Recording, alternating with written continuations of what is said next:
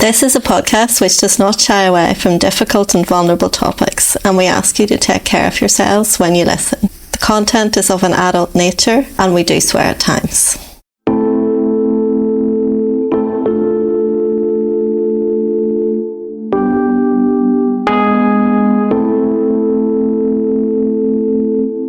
Welcome to the Autistic Licence podcast. I'm Leo in London. I'm Shauna, and I'm Carrickfergus in Northern Ireland. We invite you to listen in on our conversations as we experiment with unmasking in an autistic space. We talk about what it means to discover we're autistic as adults, especially with established careers as therapists. We want people to know that autistic therapists exist and to broaden the conversation about neurodiversity. You're so welcome to join us, whoever you are and wherever in the world you are. We hope you'll find something of interest and connection here.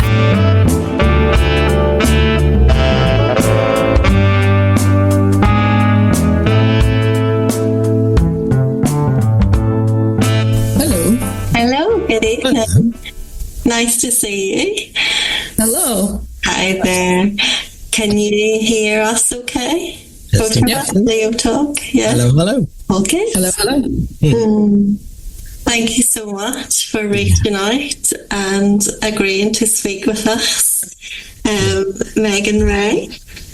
So I'm Shauna. This is Leo. You will maybe know our voices, but to do it in real time. Well, when you contacted us, I mean, that was I read the email, and there's so much fascinating stuff there to dig into. Is there, what do you want us, other people, to know about you, just right at the top level, to say hi? I live in Canada. I am a parent of a 4.5-year-old kiddo, and I have a partner, my husband. We've been together since I was 19, and I'm now 36, so many years. And I'm also a physiotherapist. I've been a physio since 2014. And I'm now a PhD student studying rehabilitation science. I've been in lots of different work environments and home environments over the last 10 or so years, and they've all felt very different in different ways to me. And I've only recently discovered or self-identified as autistic just since last March, April, kind of figured it out. So my autistic identity is the newest part of my identity. But because the rest of my identity was fairly solid, I guess, I kind of, was fairly consistent with everything else. I only had to focus on that. Like I could just focus on the new autistic part of myself, how that overlapped and changed the rest of my identity and my life and my perception of who I am in all these different areas of my life and how it all fits together and what works best for me and why.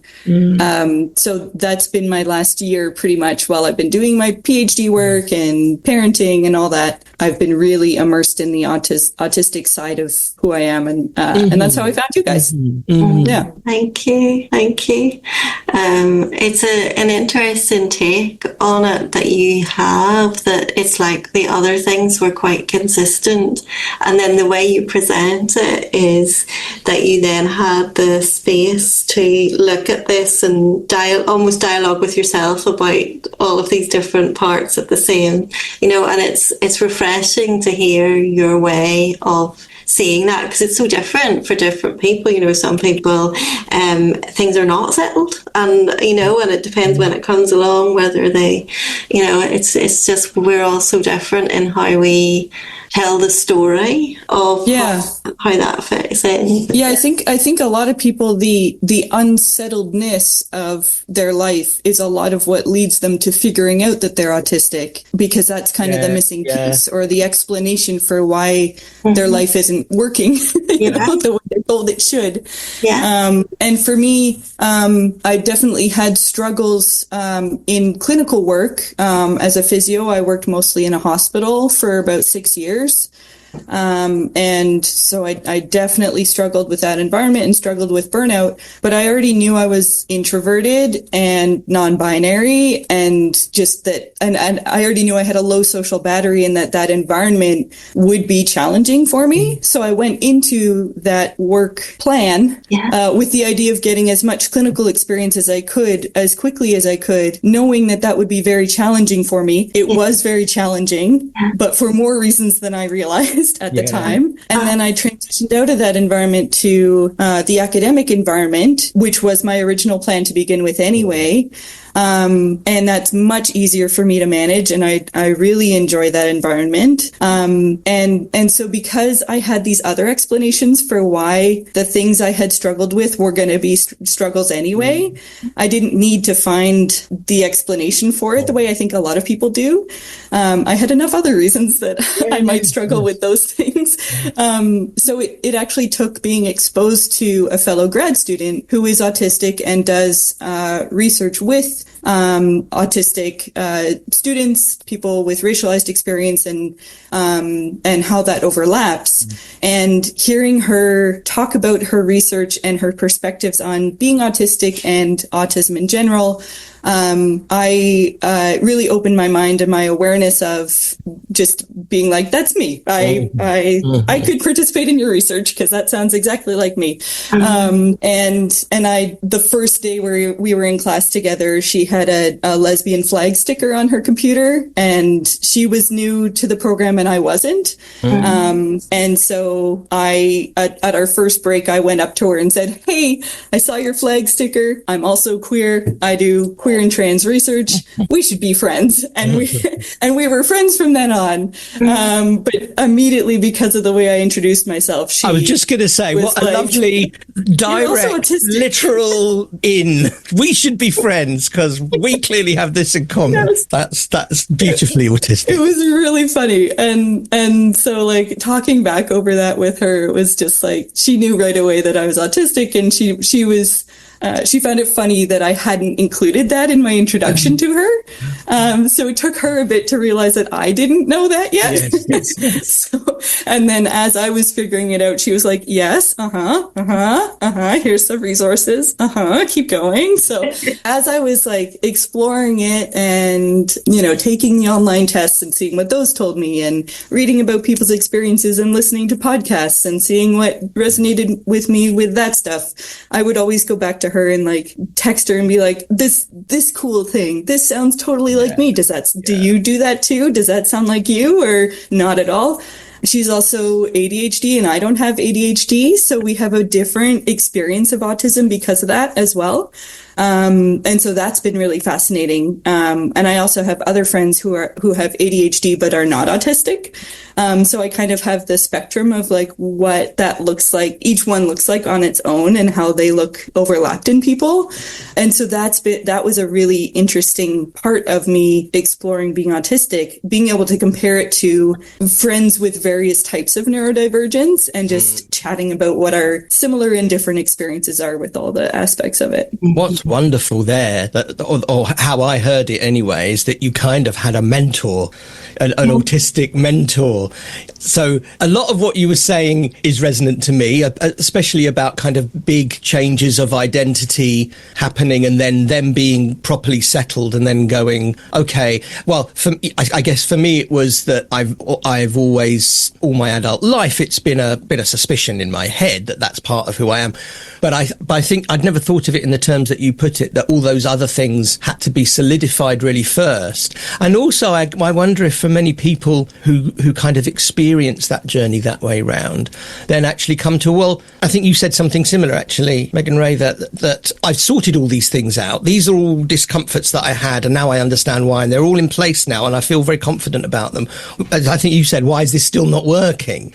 And that for me, certainly, that was the final, I can't say jigsaw piece puzzle, can I? Because that's got connotations, but, yes. piece of the puzzle. And there was something else that I was going to say at the end of that. Yeah, that mentor thing. So for me, and I think a lot of people that I speak to, when I'm on that journey, I'm doing all that research stuff and listening to people's voices and identifying with things in Facebook groups that people are saying, going, oh yeah, I never thought that's probably an autistic thing. But you actually were able to do that outwardly and say to somebody, oh, I've just discovered this thing. That's the mentor part of it, kind of, that feels really magical. I would love to have had that earlier on. I've got loads of it now, but you know what I mean? That sounds really magical to have that. I'm very much a verbal processor, and like a communal processor. So like I can do a bunch of introspection and like figuring things out on my own, and that gets me like 50 to 75% of the way there. But I cannot get a full, like, comfortable understanding of how, like, and I think it's the application part of it, like how I have this information and understanding of myself, but how does that matter to me? How is it going to affect my day to day? How do I enact that? How do I embody it? How do I experience it? And how does that differ? And I think that the part that I really need to understand that part of it, or kind of experience it, is how does that compare and differ from other people? So I need to be able to have conversations and communal experiences with people, have community, in order to get that like practical element of the understanding. And without that sharing with other people, podcasts are a bit better than just like reading something on the internet, because I can hear other people's experiences, especially something like yours where it's just a conversation that's very organic and it's like real life experiences as opposed to information on a topic. That's very different. So the real life just chatting kind of gives me some of that, but it's only one way, right? So needing to be able to have a friend or a person that I can just say, I looked this thing up and I tried it and here's how it felt to me. I think this is how I've been doing it up until now. Does that sound like you? Does that sound different? What do you do? All of that is really, really important for that last bit of understanding that is the practical part of it, the doing of being autistic, I guess. It's making me think about how, like, if that could somehow be facilitated and set up for more people to have that, like, people don't need, like, referred into therapy or referred to, like, a lot of people don't like groups, but people are, released from their assessment interview, if you like, with something to read.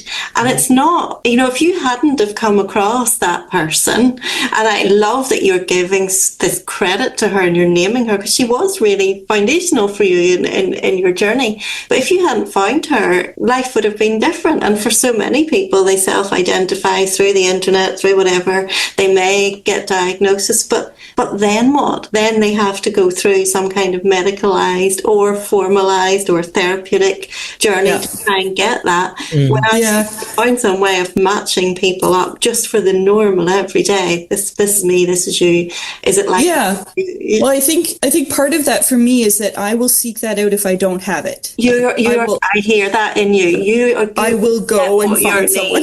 Yes, and not everybody has that, but I really hear that in you. Yeah, and I think that comes from a couple places. One of which is being queer from a fairly young age. I knew I was queer in grade like 9, 10. Like before I started dating anyone, I came out to my parents. So I grew up in a very liberal kind of family and liberal environment. And so sexuality wise, I knew I was queer from a young age. Gender wise, I had some experience in high school, but then like had no language for it, no ability to understand it. So I kind of made it work for me and put it away and didn't think about it. And that was very similar to, like, I looked up what Asperger's was and what autism was when I took an abnormal psychology course, university level course, when I was in my last year of high school, because I was so interested in it. Like I knew much earlier than I actually had the words for. And I put that away as well, because I was like, okay, this is really cool, but does it apply to me? I don't know. Need it at that time. You needed some other things. Yeah. So, but I did learn the importance of community through the queer experiences that I had. And I knew when I went to university that I had to seek out a queer community. And I picked a university that had a student queer organization because of that. So I have actively sought that every time I've moved or like changed environments. I've sought a queer community for myself and friendships around that. And I think that has taught me that that's really important to me. So as soon as I started looking up autistic things, I solidified an autistic community and friendship and relationships with others, because I know that that's so important to me. And I think the other part is being a clinician. When you're a clinician, you learn independent awareness of the information that you're missing and how to find that information and the drive to go get it and then assimilate it. Like those are professional clinical skills that all clinicians have to have and develop. And so I think they are really intertwined, and they both really benefited me in my carrying through on my autistic journey. Yes. And that really fits with the thing that you said as well about, you knew you were an introvert, you knew what you needed in the hospital environment. Like you knew yourself well enough to go, okay, I know this. How do I take that information and do what I need for myself to get myself through to the other side of this? And that's what comes across with you, with everything, like finding the community, finding the career path. But if you hadn't done that, and lots of people don't have the skills to do that, that's when you would flounder, because the world isn't made for you for any of us, but you had to really, like, there's such a self-sufficiency, self-advocacy within you that was able to do that. I think from my experiences chatting with friends especially people where we've ended up in a similar place in terms of identity and profession and that kind of thing, but we've come from very different childhood backgrounds and experiences. I think the difference for me is that I had a very solid childhood. Yes. I have no experiences of childhood trauma. Yes. I had a family that I fit in with really well. My parents structured my childhood in a way that worked for me really well, in terms of having my own space, having downtime. They're very academically minded. We had academic and political discussions at the dinner table regularly. So I developed all those skills. And it was catered towards you want to learn this new thing? Go ahead. Here's all the resources you need to learn this new thing, so I could follow my special interests if I wanted to. I could, and it was never I still learned high masking because of being raised female, especially, I think, but I was raised in an environment that was very appropriate for me. And I gained a lot of self-confidence and self-efficacy because of that. Self-assuredness, and social confidence. I always say I'm a socially confident introvert. And you can be. I love talking to people. I'm happy to go out and talk to people and meet new people and bond with them, have a good conversation about a common interest. But I can't do that more than once a week, if that. I need lots of time in between, and that cannot last for more than 2 hours, and it can't be 5 people at once, and it can't be 5 people in a row. But you know all this. Yes, and I know all this from an early age. And it's really, I think that, for your parents to have given that to you, what a gift. And I don't know that I've ever met an autistic person who can say that. I really don't. I think it's a rare gift, and it really is a testimony to how, if you have that from your primary caregivers, and it kind of that gives you what you need. You were always going to go out into the world and find out you were different, and have to navigate that, but you had the home security, the security. And I think the interesting part for me is that they didn't have to be autistic based. They didn't have to identify me as being autistic. Yeah. I didn't need to know that. I still learned masking strategies that I probably wouldn't have needed had they known I was autistic and had the skills to manage that, to support that. So the main part of my autistic journey has been learning who I am without masking. And that's been strange because it was so built in that I I didn't know what stimming was. I didn't know what stimming would feel comfortable to me. I did not have any natural stims.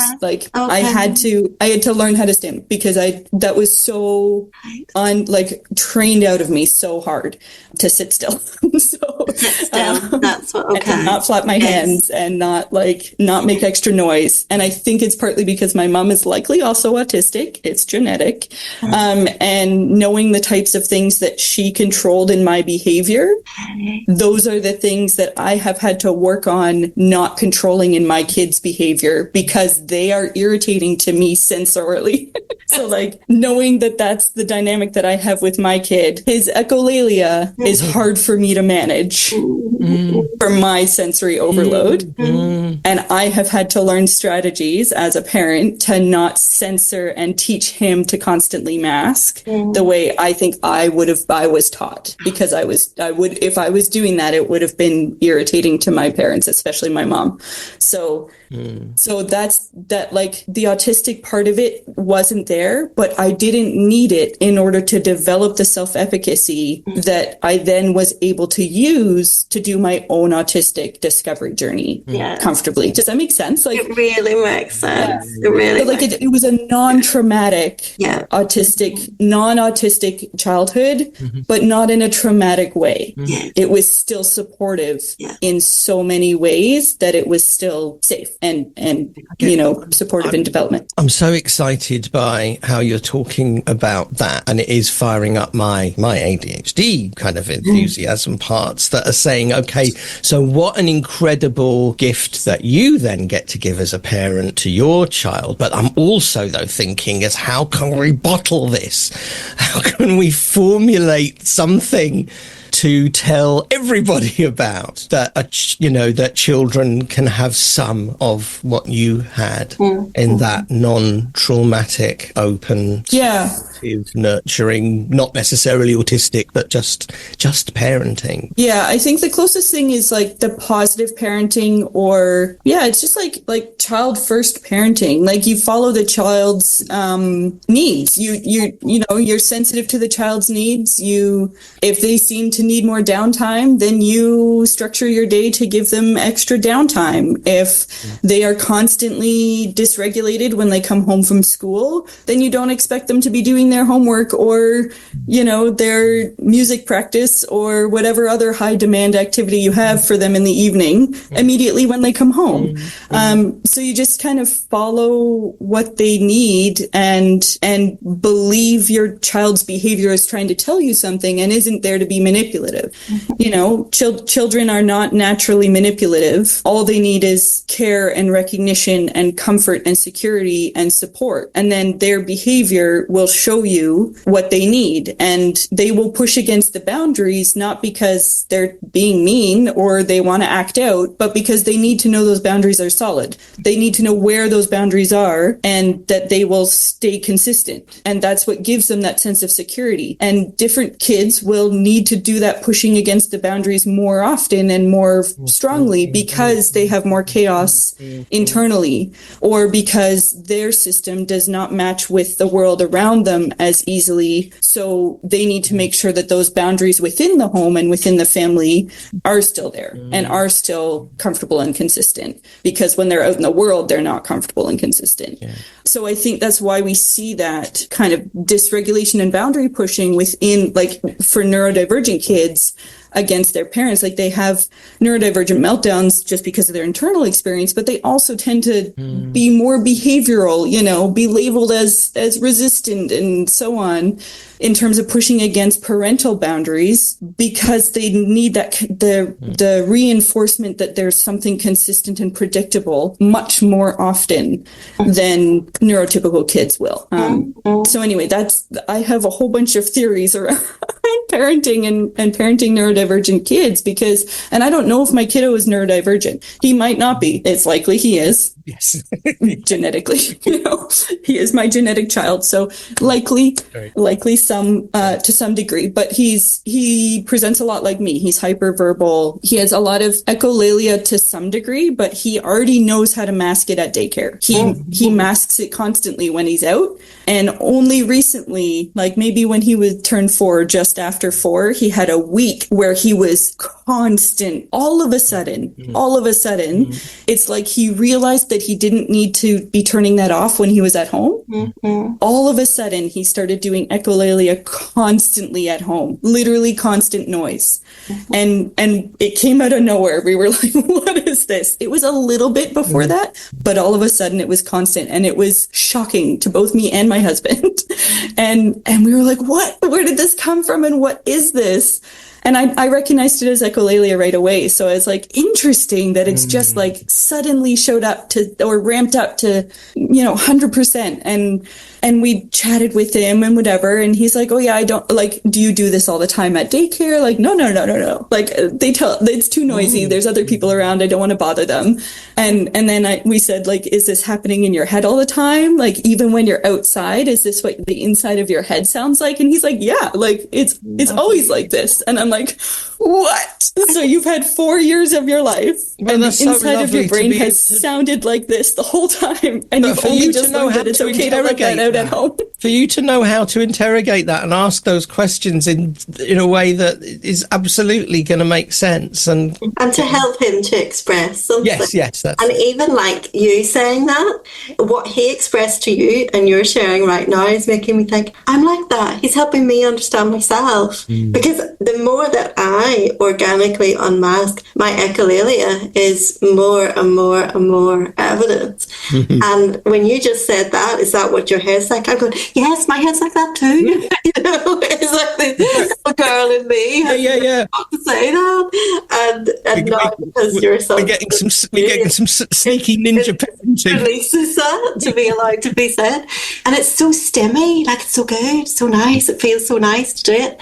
But then I'm also thinking, like, for your son, and I'm thinking then, cause my mind is holding on still on what you said about the stimming at home, and then that coming out, and so now I'm connecting these things together and going, like, stimming is so enjoyable, and it's also can be like a stress response. And so when you were talking, I was thinking maybe the reason why it wasn't so traumatic was because you didn't need it as a stress response either. It could have been enjoyable, but you didn't absolutely need it for coping because your environment was helping you to cope anyway. And then you're now talking about your son getting to do it now on the holidays, and it's enjoyable, and it's probably some kind of release because he's held it in for at daycare, which is the double use of stimming, we absolutely see now that he's comfortable with it and he knows he can do it whenever he wants to at home, and it's just like the volume or the suddenness or the constancy that's an issue. Like, if we're trying to have a conversation and he is making constant loud noise, that's an interference, and we try to negotiate that in a way that doesn't tell him what he's doing is wrong. It just needs to be modified. So we try to kind of talk him through that without just telling him no, not right now, or in a different room, or a little bit quieter, or pause for a second, or something like that. But it definitely has he does it a lot more after coming home, and then it tapers off in the evening until he starts getting tired, and then it starts coming back up again. But when you were saying that like it can be a stress response or a positive thing, like an enjoyable thing, from one of the hardest or most frustrating parts of exploring being autistic for me is that I know there are things that I enjoy intensely, but I can't access that because of and I don't know if it's because of masking or because I've been told for so long that like that's not something that people should be fascinated with or something like that. Or just the like capitalistic, like it's not productive to just sit and stare at rainbow shimmer Ray lights or sit and stare at a waterfall for as long as you want to. That's not productive. Use your time better. You know, that kind of thing is just so, so anytime I'm just sitting and enjoying sensory experience, I automatically have a you're being lazy kind of guilt experience at the same time. And I have not yet been able to separate those two for most of the time. There's occasional time where I have purposely set aside, this is my afternoon to just do what I want. And if I can just go paint or go do something else, hang out with Mika, my autistic mentor friend. Like, we went to the Mootart Gardens here in Edmonton, and it's a botanical garden. It's an indoor garden, and they have 4 different sections with different climates. And so we went between them and we just sat, and then we found our favorite spot to sit that we both enjoyed the most, and just listened to the waterfall noise and chatted in amongst all these amazing tropical plants and trees. And like, that was my afternoon to do that. So I allowed myself to just enjoy it, and it makes such a big difference. But I can't access that in the glimmer sort of way, because I part of my masking is to turn that off, because I do not have time to indulge that. Yeah. So I don't want to hear about it, because then I have that tension of, I want to be doing this, but I can't. So I have learned how to turn off the sense of glimmers so that it's not telling me about something that I could be enjoying right now that I can't do. Does that make sense? It's sad and frustrating that that's the direction that I've had to go with it. And I'm trying to recapture that sense of glimmer and enjoyment, because it can be so intense and so positive, but it's so hard to find a way to do that doesn't trigger my automatic guilt and ignore that, it's going to distract you, you know. Yes, and whenever it's another way in which some of that nervous system stuff could maybe be adapted or taught through a more neuroaffirming lens. So the whole concept of glimmers, like, that kind of came out of Deb Dana's polyvagal stuff.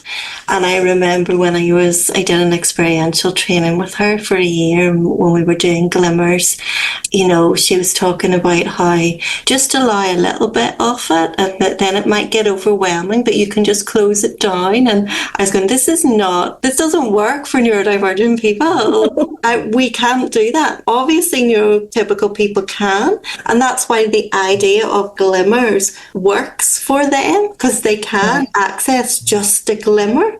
We can't. We either get the all in, or it's not even worth opening the door. Yes. That's not understood in the way that some of this is taught or written about.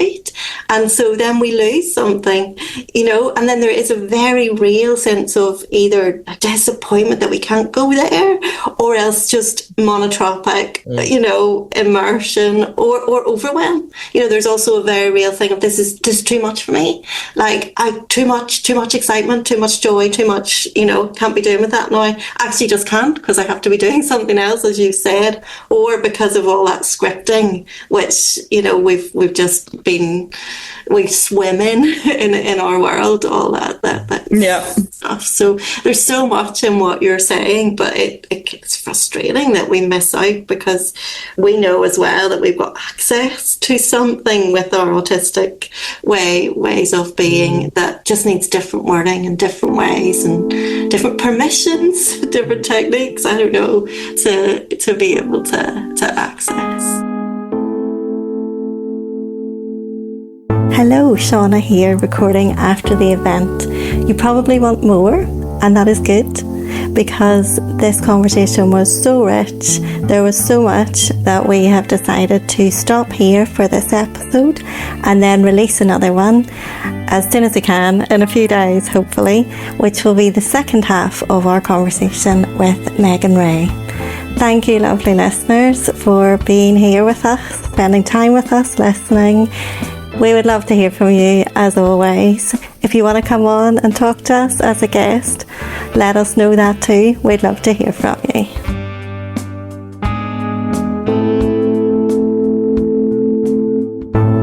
Thank you for listening to the Autistic License podcast. You can connect with us via Instagram, Facebook at autisticlicense.com, or by email at autisticlicense@gmail.com. And we spell license the British way, LICENCE.